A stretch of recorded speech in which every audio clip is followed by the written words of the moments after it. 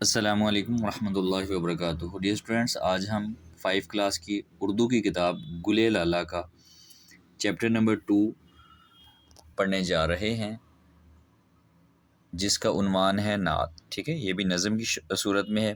سب سے پہلے ہم اس کے الفاظ معنی پڑھیں گے، اور اس کے بعد ہم اس کے شعروں کی جو ہے وہ تشریح کریں گے، اور اس کے بعد جو ہے وہ ہم اس کی مشق حل کریں گے۔ ٹھیک ہے، تو سب سے پہلا جو لفظ ہے مشکل الفاظ میں، وہ امام الانبیاء، مطلب ہے نبیوں کے امام۔ ٹھیک ہے، دوسرا لفظ ہے بدر الدجا، سیاہ رات کو روشن کرنے والا 14ویں کا چاند۔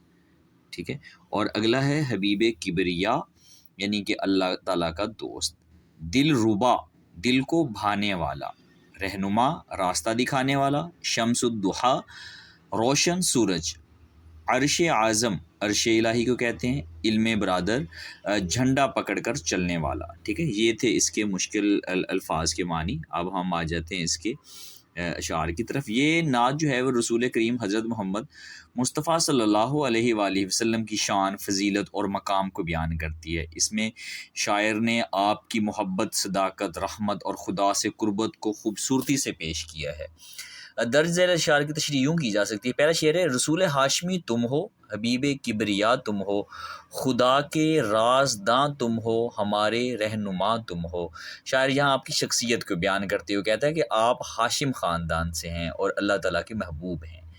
آپ کو اللہ نے اپنے خاص رازوں کا علم دیا، اور آپ صلی اللہ علیہ وآلہ وسلم کو بنی نو انسان کے لیے جو ہے وہ رہنما مقرر کی ہے۔ ٹھیک ہے، یہ اس چیز کی تشریح۔ دوسرا شعر ہے: محبت اور صداقت کی ہمیں تعلیم دی تم نے، علم برادر رحمت ہو، حبیب کبریا تم ہو۔ یہ شاعر یہ بیان کرتا ہے کہ حضور اکرم صلی اللہ علیہ وآلہ وسلم نے انسانیت کو محبت اور صداقت کا درس دیا ہے۔ ٹھیک ہے، آپ صلی اللہ علیہ وآلہ وسلم اللہ کے محبوب ہیں اور دنیا میں رحمت کا پیغام لے کر آئے، یعنی آپ کی شخصیت میں رحمت اور شفقت کا جو ہے وہ پہلو نمایاں ہے۔ ٹھیک ہے، تیسرا شعر ہے: تمہارے خلق کی خوشبو سے دو عالم مہکتے ہیں، تمہارا ہر عمل پیارا، خدا کے دل ربا تم ہو۔ یہ شعر جو ہے وہ آپ صلی اللہ علیہ وآلہ وسلم کے اخلاق حسنہ اور کردار کی خوبیوں کو بیان کرتا ہے۔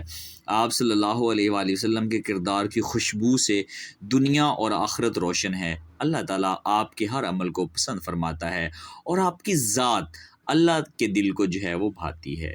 چوتھا شعر جو ہے: تمہیں قرآن میں کتنے لقب اللہ نے بخشے، کہیں شمس الضحیٰ تم ہو، کہیں بدر الدجا تم ہو۔ شاعر یہاں کہتا ہے کہ قرآن پاک میں اللہ تعالیٰ نے آپ صلی اللہ علیہ وآلہ وسلم کو مختلف القابات سے نوازا ہے، جیسے شمس الضحیٰ ہے، شمس الضحیٰ چمکتا ہوا سورج ہے، اور بدر الدجا یعنی کہ اندھیروں کا چاند ہے۔ یہ القابات آپ کے نورانی وجود اور روحانی عظمت کو جو ہے وہ ظاہر کرتے ہیں۔ پانچواں شعر ہے: تمہیں کو رب عالم نے بلایا، عرش اعظم پر نبوت ایسی پائی ہے، امام الانبیاء تم ہو۔ اس شعر میں شاعر بیان کرتا ہے کہ اللہ تعالیٰ نے اپنے قربت میں بلایا، اپنے قریب بلایا، اور آپ کو مقام نبوت دیا، جس کی بنا پر آپ تمام انبیاء کے امام قرار پائے۔ یہ آپ کی فضیلت اور بلند مقام کو جو ہے وہ ظاہر کرتا ہے۔ چھٹا شعر ہے: کہوں اس سے سوا کیا ہو، ضیا کے جز ایمان تم ہو، تم ہی بھی ہر ابتدا ہو، شاہدیں ہر انتہا تم ہو۔ یہاں شاعر کہتا ہے کہ حضور اکرم صلی اللہ علیہ وآلہ وسلم کا ذکر جو ہے وہ ہمارے ایمان کا حصہ ہے۔ آپ ہی سے دین کی ابتدا ہوتی ہے، آپ ہی سے اس کی انتہا ہوتی ہے، گویا آپ دین و دنیا دونوں میں سرخرو اور مقدس ترین ہستی ہیں۔ ٹھیک ہے، مجموعی مفہوم اس کا یہ ہے کہ یہ اشعار رسول اکرم صلی اللہ علیہ وآلہ وسلم کی عظمت کو ظاہر کرتے ہیں، اخلاق کو ظاہر کرتے ہیں، اور شان کو بہت خوبصورتی سے بیان کرتے ہیں۔ شاعر حضور اکرم صلی اللہ علیہ وآلہ وسلم کی شخصیت کو روشنی، رحمت اور ایمان کی بنیاد قرار دیتا ہے۔ یہ نعت ہمیں حضور اکرم صلی اللہ علیہ وآلہ وسلم کی سیرت، تعلیمات پر عمل پیرا ہونے کی دعوت دیتی ہے۔ یہ تھی ان کے اشعار کی تشریح۔ اب ہم آ جاتے ہیں اس کی مشق کی طرف. تو دیکھیں سب سے پہلے جو ہے وہ معروضی سوال میں پہلا معروضی ہے کہ اس نعت کے شاعر کون ہیں.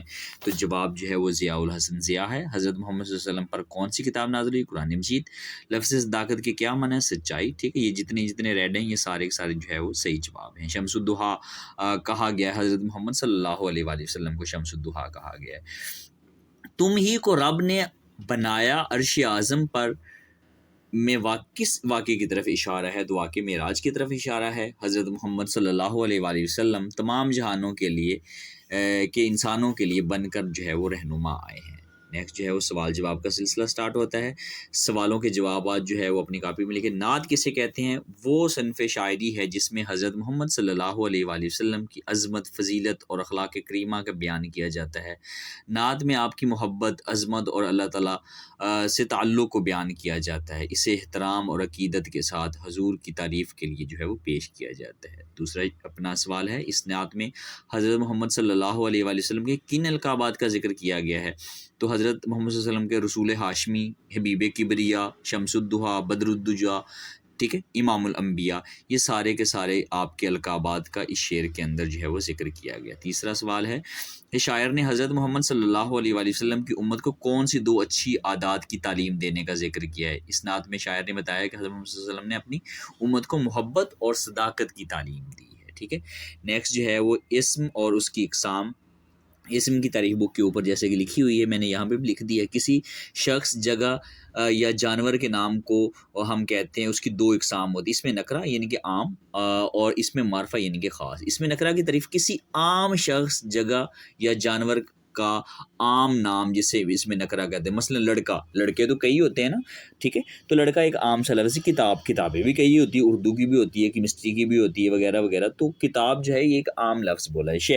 شہر بھی کئی ہوتے ہیں، ملتان ہے، لاہور ہے، اس طرح. ٹھیک ہے، تو یہاں پہ کون سا شہر ہے یہ واضح نہیں کیا گیا، تو اس کو کہتے ہیں اس میں نکرہ. اس میں معرفہ کسی خاص جگہ، چیز یا جانور کا نام جو ہے وہ اس میں معرفہ کہلاتا ہے. جیسے ہم نے ابھی اوپر پڑھا تھا نا کہ لڑکا، تو لڑکا کون؟ اس میں عبداللہ بھی ہو سکتا ہے، اپنا حمزہ بھی ہو سکتا ہے، اور اسی طرح جو ہے وہ کسی بھی اپنا اس کا نام آپ لے سکتے ہیں، تو وہ کیا ہے، لڑکا بن جائے گا. ٹھیک ہے. اسی طرح جو ہے وہ دوسری مثال جو ہے وہ بانگدار ایک جو ہے وہ کتاب کا نام ہے. شہر جیسے جو ہے وہ اسلام آباد وغیرہ ہے. دیے گئے جملوں میں اس میں نکرہ اس میں عام کے گرد دائرہ بنائیے، اور اس میں معرفہ اس میں خاص کے نیچے جو ہے وہ خط لگائیے. یہ بک کے اوپر لکھا، نیچے جو اپنا لفظ لکھے ہوئے ہیں. نمبر 1 پہ نور العین سمجھدار بچہ ہے، تو میں نے اس میں جو معرفہ اور نکرہ دونوں کو میں نے علیحدہ علیحدہ کر دیا ہے. تو آپ اس میں سے جو ہے وہ اس میں معرفہ کے نیچے جو ہے وہ آپ